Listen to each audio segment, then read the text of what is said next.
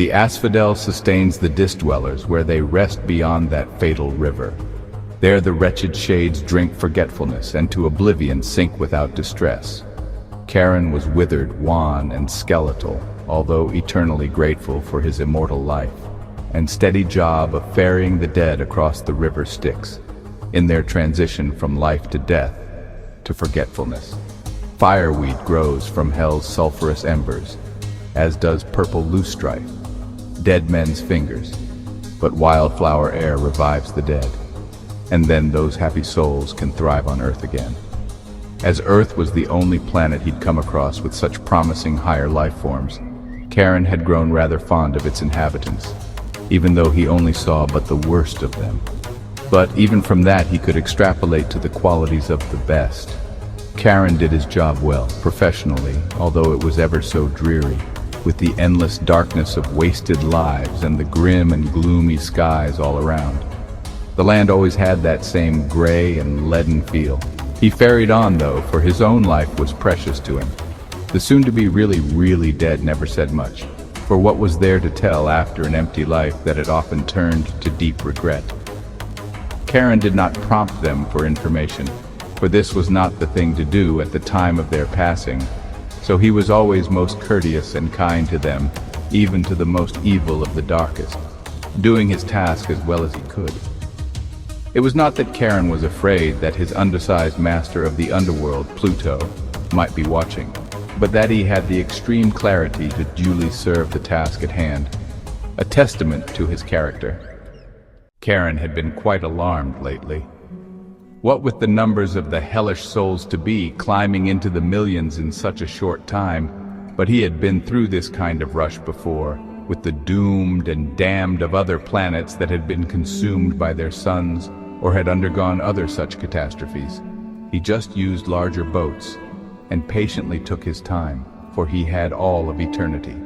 Of course, Charon could and did feel deep sadness, but he didn't show it outwardly, even when the numbers from Earth increased 1,000-fold again. In 2026, the predicted exponential surge of melting ice from global warming had quickly inundated all of the coastal cities, many of them large centers of population and commerce. Everyone who could possibly make it had to retreat inland, creating the largest mass exodus in history.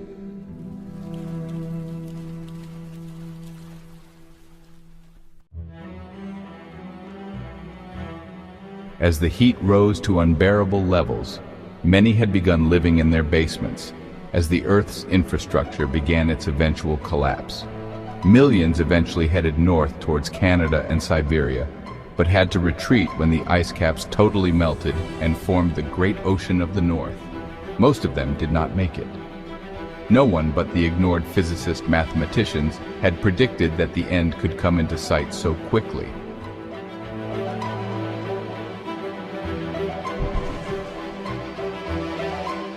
Then came the dreaded polar shift that made global warming seem but a small note compared to this new and darker symphony. The Earth was thrashed with storms, the likes of which it had never seen. Electricity went out completely all over the world, but for a few nuclear-powered areas that didn't last. No one could drive very far, even on their last tank of gas, for the roads had melted, along with the tires of the vehicles, and if the vehicles stopped, they'd find themselves mired in the meltdown of the asphalt.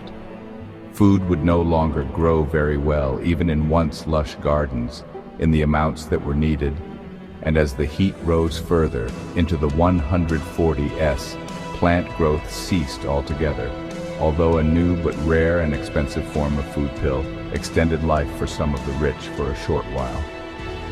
Charon had, of course, seen much of this kind of thing before, from the many other solar systems and galaxies on which life had formed. Earthlings seemed to have a special charm and hope, above and beyond the other alien races. So he rowed and ferried, and deposited them on the far shore, his job and life forever continuing in a place with no color, no joy, and no future, on the shore of the land on the edge of oblivion.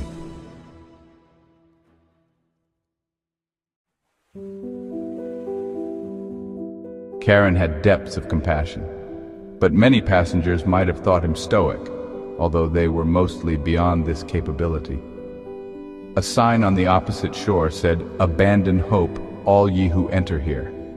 Billions more arrived in the gray land all too soon, and Charon learned that either madness or desperation on Earth had caused a nuclear winter all over the planet, bringing on a deep freeze that few could escape.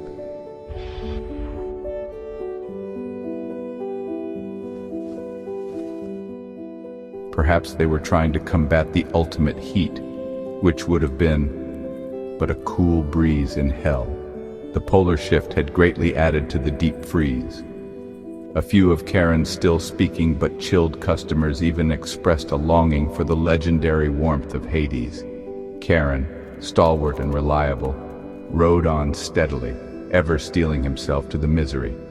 Finally, the masses slowed and dwindled to a few dribs and drabs over a few years, and then there was no one for several years.